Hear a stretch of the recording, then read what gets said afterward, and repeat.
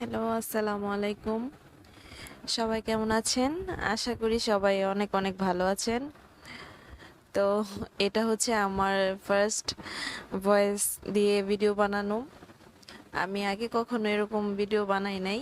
এমনিতেই short reels এগুলা বানাতাম। মানে আমি হচ্ছে রান্না করতে খুবই খুবই ভালোবাসি। আমার ইউটিউবে একটা চ্যানেল রয়েছে, সেখানে আমি টুকিটাকি রান্নার শর্টস ভিডিওগুলা শেয়ার করি এবং হিসাব ভিডিও। তো আজকে আমি যেটা বানাবো সেটা হচ্ছে শুটকির লাড়া বলে আমাদের এলাকায়। তো অন্যদিকে কি বলে সেটা আমার জানা নাই। আমাদের আমাদের আঞ্চলিকভাবে নরসিংদীতে এটাকে শুটকির লাড়া বলা হয়। তো শুটকির লাড়া তৈরি করতে অনেকগুলো বেশি করে আর কি পেঁয়াজ রসুন কেটে নিতে হয়। এগুলো আমি ফার্স্টে পেঁয়াজ রসুনগুলো কেটে তারপর ভালোভাবে ভেজে নিচ্ছি। অনেক সুন্দরভাবে একটু টাইম নিয়ে ভেজে নিতে হয় পেঁয়াজ আর রসুনগুলো। আস্তে আস্তে যখন ব্রাউন কালার একটু হবে এবং পেঁয়াজগুলো যখন একটু নরম নরম হয়ে যাবে, তখন আমি এই শুটকিগুলো দিয়ে দিব।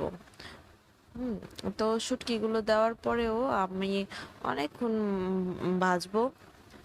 তো ভাজতে ভাজতে যখন একটু নরম হবে, তখন আমি এর মধ্যে ছোট ছোট আলুগুলা দিয়ে দিব সিদ্ধ করা। তো এই শুটকির লাড়াটা মেনলি আমি আমার এক আন্টির কাছ থেকে শিখেছি। তো আন্টি এটা এই এই আলুগুলা দিয়েই করেছে। তো এটা খুবই খুবই মজা হয় খেতে। আপনারা অবশ্যই এটা ট্রাই করবেন, একবার হলেও এটা ট্রাই করে দেখবেন। তো আলুগুলা দিয়েও আমি ভালো করে এটা ভেজে নিচ্ছি। তারপর আমি একে একে মশলাগুলো দিয়ে দিব।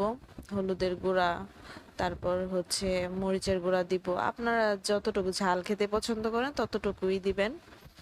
আমি এখানে কাঁচামরিচও অ্যাড করেছিলাম। আর তারপর লবণ দিব স্বাদ মতো। এগুলো দিয়ে আমি আবার একটু নেড়ে চেড়ে সুন্দর করে ভেজে নেব মশলাগুলো দিয়ে।